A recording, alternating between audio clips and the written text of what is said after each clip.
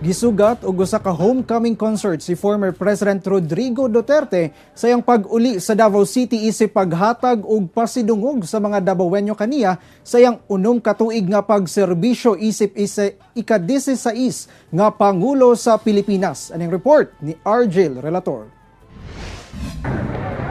Kaning akong isulti ninyo para na sa inyo. Daghan kaayo salamat.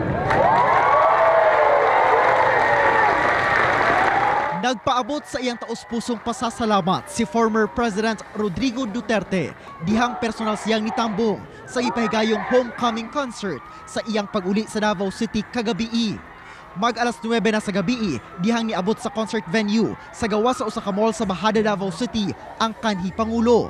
Gikan sa airport, ni diretsyo na kini sa concert venue. Kumain na lang. Ang inyong gihatag sa akong dungog, sobra-sobra. Gihimo ko ninyong mayor, gihimo ninyong anak nako, si Inday Sara, mayor, si Bastian Mayor.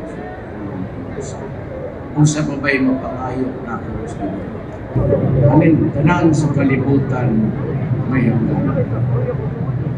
May panahon sa tanang may panahon kang mabuhi, panahon kang mamatay, panahon kang matao, panahon kang madato, panahon pa ng republika, panahon sa kaluol, matyan ka, panahon mo sa lipay, birthday, kasal.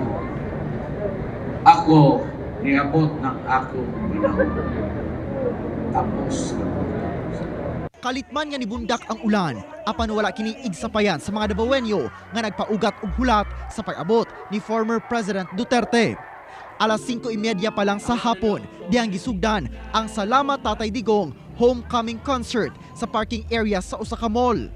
Suot sa mga Davaoenyong nitambong ang t-shirt nga dunay nakasulat nga Salamat Tatay Digong. Nagpatugtog ang nagadaiyang banda kinsa mao'y naghatag og kalingawan sa mga Davaoenyo.